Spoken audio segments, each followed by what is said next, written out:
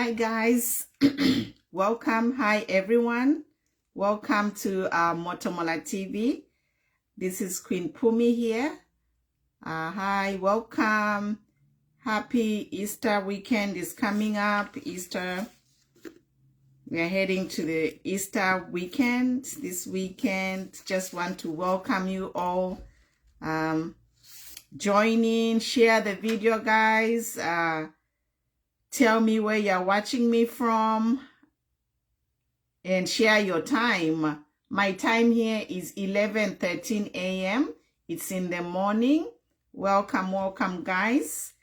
Join in, share the video. I'll just give a few minutes for you to share the video and more people to join in. We are going to, today it's an educational subject. It's very important, and I just wanted to share some information with you that can help you in your future. And as we also head to the general election, which is coming August 12th. So join in, guys. Share the video, share so we can have a few people join in. Today we are going to talk about creating generational wealth. Yes, so our topic today is creating generational wealth. My name is Queen Pumi. If you're just joining in, I am a political advocate. I'm a human rights activist. I am also the founder and executive director of Global Human Rights Alliance. We are here on Motomola TV to campaign, share information, share knowledge as we head to August 12 for the general election. Hi, Christabel, I see you. Robert, I see you from Serenge. Join in, guys. Share the video. It's very important information that I'm going to share today. As you are aware, it's all over the news. Honorable Motomola is still in detention. No charges have been pressed against him yet. So we are still waiting. We are still praying. It's a political detention, so things are complicated. Hi, Honorable Thompson. I see you. I'm excited to see you. Thank you, guys. Share this video. Share this video. I have important information to share. Thank you for following this page. We have a lot of followers. We are going to almost 100,000 followers on this page. In the week, the 10 days that Motomola has been arrested, we have added almost 10,000 followers. So we are not giving up. We are fearless. We will not be intimidated. Facebook has its own guidelines for running social media, and we have not violated any Facebook guidelines. So this page is running. It has a lot of followers and it's growing like fire. Honorable Motomola is okay. He's still being held, but we need to continue praying for him because, as you know, it's a political arrest. But otherwise, everything will be well. Zambia is a democracy, and we are praying that our men in the law enforcement will do their due diligence and accord Motomola and all the other honorables that are being held unlawfully to be released in time. So we are just praying that our men, our judiciary and police forces will do what they are sworn in to serve, to protect and serve the citizens of Zambia. So yes. So today I want to talk about creating generational wealth. Why is this topic important? Generational wealth is important because, as you know, in Africa, in Zambia, we are the most impoverished continent on earth, but we have the greatest natural resources. Zambia is literally sitting on a gold mine. We have all kinds of wealth. So I know that most of the audience here, you are youth, you are following Motomola, so that's why I want to share this information with you. And I am sharing this information because I am a licensed insurance broker. I work in the financial services industries here in the United States. So I help families. I have discussions, I have workshops about financial empowerment, and this is what I want to bring to Zambia and other countries who are lacking this knowledge, because financial knowledge is really important. It will help you make a lot of decisions in your life, including making electing the right candidates. So this is some of the information that I want to share today. What is generational wealth? Yes, Tobias, let's pray. Thank you so much, Honorable Tobias. Let's pray for Matomola. Let's pray that he's strong and he continue fighting. I know mentally he's affected, emotionally a lot is going through his mind, but we have to continue the fight because August is near. The whole arrest is trying to intimidate us and discourage us, but we have to be strong. That's why we are still here on Motomola TV, running this page, sharing information and encouraging you, our youth, our voters, because you are the majority of the voters. So we have to be here to encourage each other and support each other during these difficult times. So what is generational wealth? Generational wealth is creating wealth in your families whereby you will not be lacking for anything, such as for especially like basic foods. If you have generational wealth, you will not lack basic food. You will not be bribed for a bag of mealie meal. You will not give away your vote for 100 kwacha. You will not give away your vote for a t-shirt or a chitenge. And this is the foundation of building a strong base for all our electorates in Zambia if we create generational wealth for them. So this is a new concept in Zambia. A lot of people, they are comfortable in their areas. They do not want to move. They do not want to see or try new things. But we are living in new times. We are living in a global world where a person in a village can see how a person in China is living. A person in a village in Shangombo can see how a person their age in the United States is living. So because of this exposure that we have this exposure in a global community of other cultures, how they are able to live. That's why I'm discussing this to say, even as Zambians, no matter how poor or poverty-stricken your family you come from, you can turn it around. So even as Zambians, we can turn around our poverty situations by doing the following things that I'm going to discuss.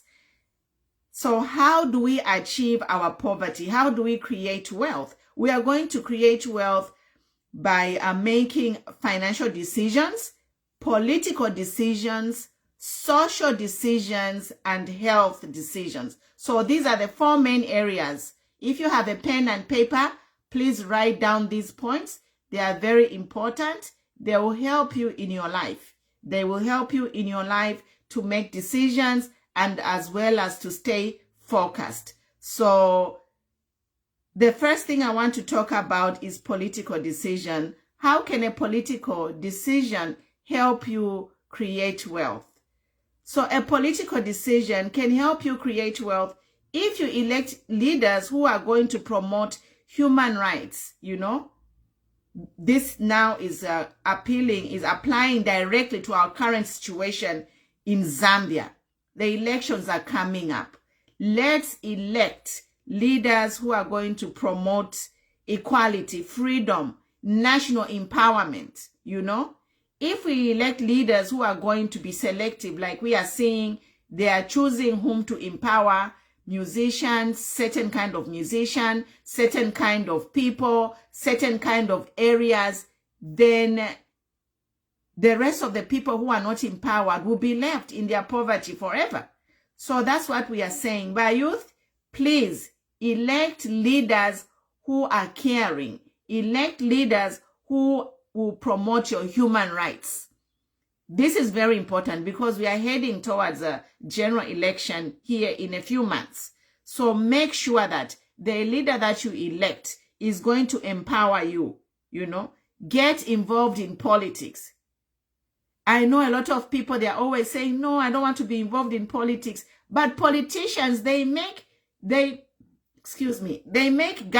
they make decisions, they make the laws that help us in our daily lives. So Zambians, you youth are the populace. So all Zambian youth, please try to get involved in politics. Speak up. That's the only way we are going to change things around for Zambia. So again, I'm talking about creating generational wealth, and number one is through politics. So elect leaders who will promote your human rights. They will promote equality, freedom, national empowerment, and also leaders who will promote separation of power between the government and all the judiciary, the police forces, the defense forces. So we are looking for a government who is going to promote a separation of power, a government who is going to promote fairness, justice for all. Yes. Thank you, Thompson. I'm a teacher, so I'm not here by accident, guys. I'm a teacher by profession. I trained to teach business subjects. So we are heading towards election, and I'm thinking I have all this knowledge. I have all this information. That's why I'm here to share with you, you know. Thank God for social media. We are on a platform where a person such as myself can use my knowledge, my skills, and abilities to educate you, so that when you make the decision, as we are campaigning, we are not campaigning from a vacuum. We are campaigning, we are backed up with knowledge, you know. I'm here in the United States. What I'm speaking here is a principles about how this country has been made great, you know. The greatness of a country does not come overnight. It comes through practicing certain things, certain principles, knowing information, and then from knowing that information, you put it into a plan, and from putting it to a plan, you putting it to an action. So number one was politically. I talked about political empowerment, elect the leaders who are free, fair, get involved in politics. If you get involved in politics, you can decide your fate. You can change lives around because your vote is power. Elect a leader who will speak for you. Right now, we are just campaigning for HH to go to State House, because even if we have all the MPs of UPND in Parliament, nothing will change. So right now, HH is the chosen one for Zambia. For me, I chose HH because his vision aligns with my vision. He cares with the people. That's why I support HH. So political decision, political involvement is very important to create generational wealth, because the leaders that we elect, if they support our vision, they will create an environment to empower all Zambians. We are tired of selective empowerment. We are being insulted, you know, people giving out meal selectively. I saw today in Lusaka, some minister was there at a roundabout handing out money. That's an insult to Zambian people, because everyone should have a bank account in Zambia. Everyone should have money and decide if they want to eat meal or rice, you know. These are the politics the dirty politics that are happening now, where the people are impoverished and are reduced to beggars, to lining up to get meal or whatever empowerment. I saw a truck somewhere in northern province of a truck of food, groceries. Like, that's not empowerment. People should be empowered with, like, right now what I'm expecting to see as in form of political empowerment. If the current government was really serious, I would expect to see some factories opening up, you know, some industries opening up, keys, you know, balloons being cut to empowerment where people are being given job opportunities, loans, you know. This is the empowerment we are looking for. An empowerment where we are being given mealie meal or groceries is an insult, you know, because that is a basic need. Everyone should have mealie meal in their house. So that's what I was, that's my point on political empowerment. And then social, you guys, social, how are you going to create generational wealth? By watching your social life. So your social life is very important, guys, to build your wealth, you know. Social life is very important. So you have to mind who you hang around with. You have to mind your relationships in your personal life. You have to team up. You have to partner with people. Together you can go far. Try to, you know, find people who are who are like-minded like you. Team up with those people, develop business ideas, and go from there. Because together we can go far. Socially is very important. So, you know, even your social life, like spending money, you know, the little money that you have, you spend it, that will also determine your social circles will help you. So socially partner up with people who are like, who you think like, and form partnerships, and we'll go far. And then the other point is on men on health. So guys, health, we have to take care of our health. Health is very important to create your generational health. In fact, your health is the foundation of your life. If you don't have good health, you have nothing. They say health is wealth. So take care of your health, guys. Do your physical checkups, you know, wellness checkups, regular checks, especially BP, diabetes, sugar, all those things. Nowadays, people are living longer because of new technology in health. But we have a problem in Zambia because healthcare is a political issue, and the politicians decide the funding on the healthcare. So the healthcare is a challenge right now because the government is not funding our facilities. We just saw recently there was some expired drugs being issued in the hospitals. So healthcare is important. And also I tie it back to political awareness, because if you pick good leaders, they'll be able to fund the hospitals, you know, and then in the end, all of us will be able to live longer because we have proper health care. Myself, I have lost 5 family members in the last 10 years under PF because of poor health care. And that's why I'm here speaking out to see a better Zambia through the ballot. So we have to work, guys. We have to work and make sure we have leaders who will help us. When they're government, they are going to make healthcare a priority. And that's really important. So that's my second point. That was my third point. So we looked at, if you're just joining in, we are looking at creating your generational wealth.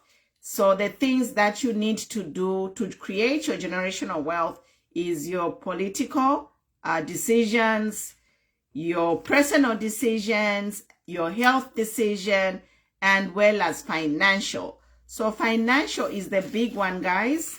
So if you have a pen and paper, just take your notes. So to achieve generational wealth, you have to have your political goals. Guys, write this down.